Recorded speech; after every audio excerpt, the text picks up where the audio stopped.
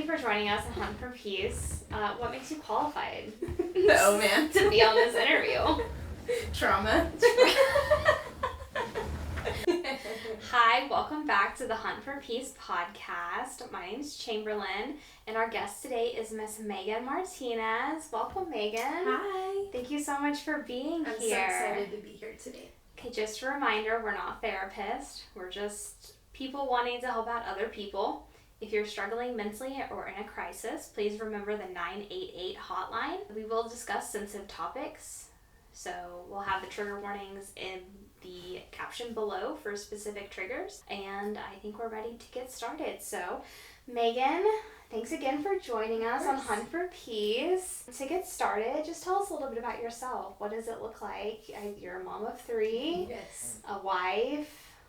Yes. So I'm gonna be 30 this year. Woohoo! Woo. New decade. Mom of 3. I have been with my husband for 13 years. I am a realtor. I love to interact with people. Most people would call me like a social butterfly. So. That's very true. That's very true.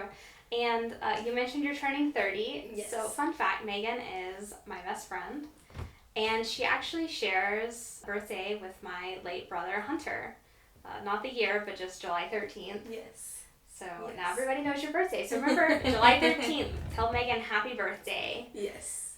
So before we go deeper into your story that you are going to share with us today, and I appreciate that, what's something about your family or your upbringing that you can kind of look back and reflect on, like a good memory or a time to hold on to? Yeah, so honestly, I have a younger sister named Shay, and she is 5 years younger than me, but I got to really be involved with her upbringing, and we had a lot of fun. So a lot of my childhood memories, I look back and I'm like, wow, all I see is Shay. Oh, I love And it was that. so fun. I got to, burn a few pizzas and some mac and cheese when Mom was running late, and she never lets me forget those moments. So. Yes, that's awesome that you have your sister, y'all are very close. Yes. Y'all still talk probably every single day. Pretty much. If not, she's like, you good? And I'm like, you good? I love that. That's so sweet. That's so sweet. So you were able to, you and your sister got super close out of kind of the tragedy that happened when you were younger. Yeah. Yes, for sure. There's always a bright side to every situation, right? Yes, that is true. As long as you look for it. Yes. So now to get us into a heavier topic, do you want to take us back to kind of when your dad passed? I know that losing a parent, it's very tough, and we all expect it to happen one day, but for Meaghan, it happened very, very early. Yeah, so honestly, that was a huge part of my childhood. Obviously, growing up, we all think of, all these horrible things that could possibly happen, but we kind of look at it as like, oh, that's TV, that's a movie, that will never happen to me. Yeah. But when I was 14, my dad left for work one day and never came back. And it was really hard, honestly. Whenever your family, when somebody passes, they always have to find either the spouse or somebody closest to them. So I happened to be home alone that day with a friend. And so when the cops would show up, they were looking for my mom, and I just kept reverting them like, hey, call my dad. He knows, Yeah. And the whole time now looking back, I'm like, oh, wow. They were trying to deliver that news, but I kind of learned how to use it to be more strong and more mature and make better decisions and really cherish the people that I do love that are close to me, because, like I said, it was like that, so I think that was probably the biggest thing, is trying to stay out of shock, because at first you're just in shock, like, oh no, this can't be real, this can't be happening, he'll come home. Day after day, you're like, oh wow, no, this is real life, Just learning how to grieve properly and make light of it and be a stronger person, because I know that's what my dad would want, so. Yeah. Yes. Well, you're definitely making your dad proud. Oh, that's so sweet. So looking back on it, in hindsight, you were 14 and you lost your dad suddenly. You talked about the shock that happens, that comes with that. How long would you say the shock phase lasted for you? Honestly, there's still days. There's still days where I'm like, man, maybe this whole time he's been in hiding. I'll go down this rabbit hole of man, could this all still have been some big setup, and then I'm like, wow, no, Meaghan, come back to reality. So that would be one thing is like, I feel like grieving, a lot of people talk about the process in general, but I don't think that it ever like just goes away or gets better. Like you're always going to have good days and bad days and all of the in-between days too, you know? Yeah. Yeah. And even now, you probably still have bad days where you miss him and you cry. And I think that's something that society doesn't address with grief is people kind of think like, it's been like 30 days, 60 days, 3 years, 10 years. Like, you should be over it. But I don't think you ever truly get over losing somebody that you're that close to, and that was that traumatizing. Yeah, I mean, you know, I definitely think therapy can help in a lot of ways, like getting through those harder days, but at the end of the day, like love, especially from someone, you know, like a parent or a sibling or even a best friend or anything like that you talk to every single day, and then all of a sudden they're gone, is like, whoa, you know. Yeah. Do I ever recover? I'm not quite sure. I don't have that answer quite yet.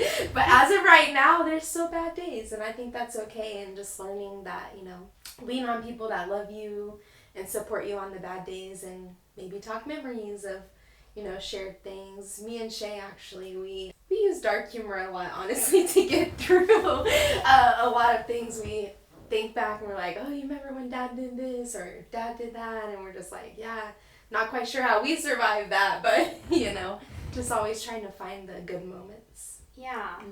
Yeah, I think that holding on to memory is good and not so good. It's just a way to remember the people that we love. And I think grief, as profound as it is and how horrible as it is a reminder of how much we loved somebody and still continue to love them even in their absence. Yes. So I really appreciate you sharing that. Yes, of course. So you touched a little bit on therapy. Yes. Do you want to talk about that? Yeah. So honestly, if I could go back and be like an adult, you know, in that scenario, I would definitely went to way more therapy during the time, because, you know, I was 14, I was just getting into high school about. Honestly, I did everything but therapy. Okay. And I ran to, you know, all of these different things that I thought would make me feel better. But looking back, a lot of those things just kind of put me in a darker place. Whenever it was time to actually go to therapy, now I'm having to recover not only from the loss of my dad, but now all of these mistakes, honestly, that I had made, like trying to just fill the void, honestly. Yeah. Therapy has been very helpful. I definitely, in the last couple of years, have leaned heavily into therapy, and I wish I would have done it sooner. So what advice could you give to a 14-year-old you? If you could go back in time and just grab yourself by the shoulders and just give 14-year-old you some advice to help you through that, what would you say? I would say, honestly, for me personally, like, spend more time with God instead of looking like for the world, because at the end of the day, like, at least what I believe is that that's really the only way you can healthily get through things, is leaning on His Word, and, you know, put yourself in church until you find the right church, because not every church is the right church, you know, for you.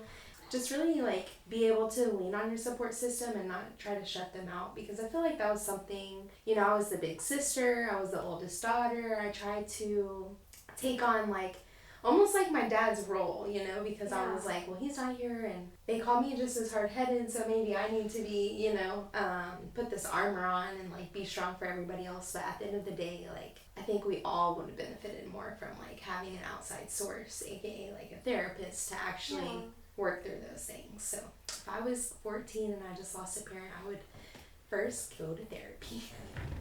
And, you know, if you are religious, lean on God and just really dive and get closer to Him, because that way gain strength in a time where you feel like you're at the bottom. Yeah, absolutely. And if you were the parent to a child that lost their dad suddenly, do you have any advice, or kind of how would you handle that situation? Just get your kid in therapy, or? Definitely would start there. Putting them in therapy, putting them around people who are very unbiased from the situation, no matter what it is. But then also, as a parent, kind of keeping in mind that you're not going to grieve the same way as your child. You might have lost a spouse of many, many years, and you guys had a certain love, but your child has lost a parent, and that's a different kind of love.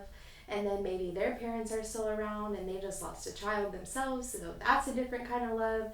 And just kind of being more open-minded to the different ways that people grieve, and maybe not take everything so personal, because I remember there was times when I would be having a really bad day emotionally, but I didn't want to talk about that, so instead I would just be really ugly to my sister, or I would say hateful things, even to my mom, and I look back like, wow, like I should not have been that or lashed out that way. So just finding healthy ways to get through the dark times, I think for, a child or an adult just dealing with grief in general is definitely some advice I would give, so you don't have to look back and be like, well, I just made that worse.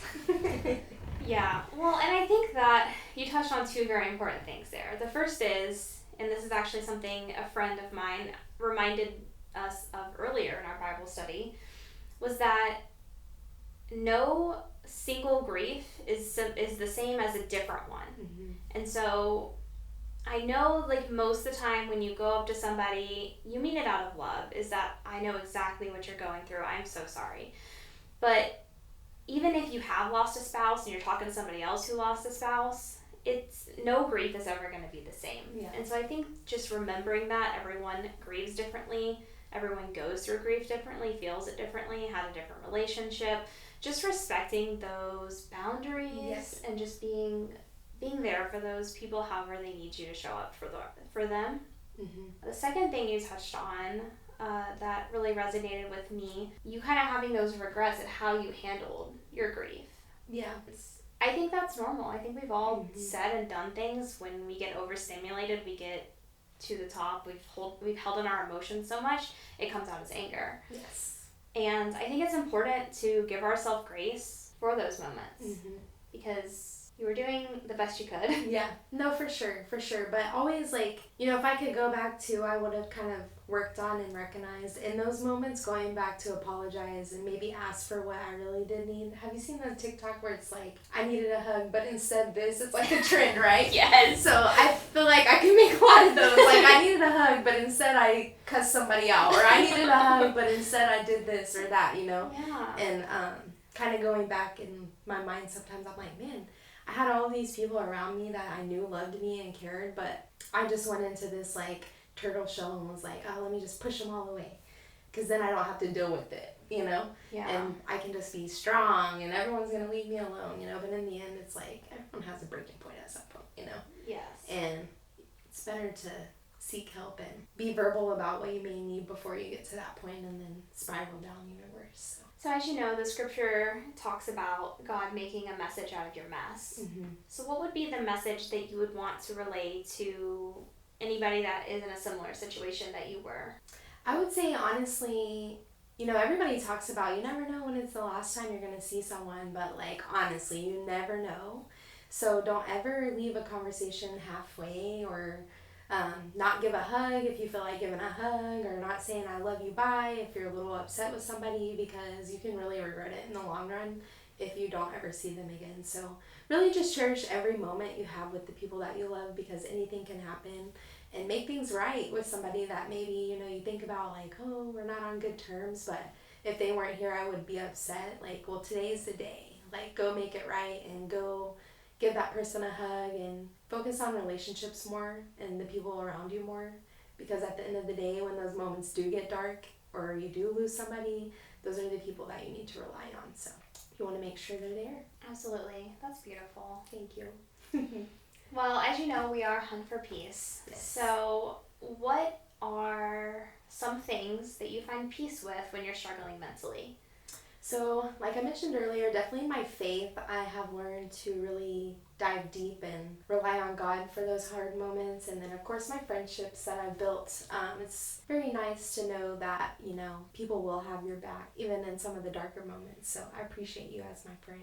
Always got you. And then family, too. Like, there's I don't know exactly how it's worded, but people say, like, your family is most important, but I really believe it's the one you get to create that's most important, because my husband and my 3 children, like, I can honestly say nobody loves me like my children, because man, they give you a lot of grace, and I look at them a lot and I'm like, wow, like if only I had that much grace for myself, like that they give me, you know, and I'm so hard on myself. But it's just unconditional, honestly, and just creating more of those type of moments and learning whenever you're in situations that might not be healthy environments or healthy things being said or thrown around, like learning how to walk away from those moments can bring a lot of peace too, which is hard, especially if you're in a room full of family and you know, you guys are not agreeing on certain topics. Like, it's okay to walk away. Like, you don't always have to have the conversation right then and there. And just kind of setting your own boundaries can help you with your own peace, too. Yeah. I think that boundaries are one of the most important things that you could ever implement to protect your peace. Mm-hmm. And also the hardest. But you have to think about, you know, if I don't set up this boundary, what is it going to look like for me? How much pain am I going to have to endure by not setting these boundaries? Right. Whether it be friends, family, coworkers, acquaintances. You know, if you don't set those boundaries, then people are going to keep crossing them because they aren't aware that there's a line that they're even crossing. And so that's a great point. Yeah. Yeah. No, I agree. It's hard. It's definitely hard, especially like when it's people that you've grown up with or grown up around, and maybe they had like an elder aspect of the family, and now you have to like, oh no, you know what, I'm an adult now, I don't agree with your views or how you deal with things, and that's fine if you want to do it, but over here, this is what I'm doing, you know, and the looks on some people's faces sometimes are like, well, who do you think you are? But at the end of the day, like, we do have that, even if you are aka the child of the situation, you know, you can still voice up and set boundaries like, oh, this is not good for me in this moment, I'm going to step away, I do not want to have this conversation any longer, we can continue when I've calmed down. Like, you can make it about yourself or whatever you need to do, but learning that you do have the ability to exit whenever you need it, I think. Yes. Well, I really appreciate you. Your insight, everything was amazing. Thank you so much. I think you're an amazing person. Sames. And you're a realtor, so if people want to talk to you about real estate, how do they find you? Yeah, so you can find me on Instagram, Meaghan.realtor, and it's Meaghan. Okay, and we'll put it down there too. Yes, and I'm so proud of you. This is awesome. Thank you. So if you're watching, continue watching. She has great things planned. Thank you, I appreciate that. I guess we'll just end on one last question. Okay. If you could speak directly to someone that feels like they're drowning in grief, they don't know where to turn, what to do, what advice would you have for them? I would say, you know, you could always start by downloading the Bible app and just seeing what the scripture of the day is if you've never been around church. And then second, just reach out to someone you know cares about you and let them know that you're having a bad day, because I feel like that was one thing, like, a lot of times I would be like, oh man, like, do I want to bother them again with, like, my dad passed, like, I'm sad today, like, oh, are they ever going to get tired of me? But as I look back, I should have reached out more. So, reach out, tell your people when you're having a bad day so they can lift you up. I love that. Thank you so much for tuning in for Hunt for Peace. Thank you, Meaghan, for sharing your story. Of course. And remember, you are not broken.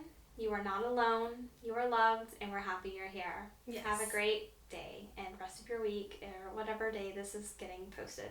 Spencer, please fix that.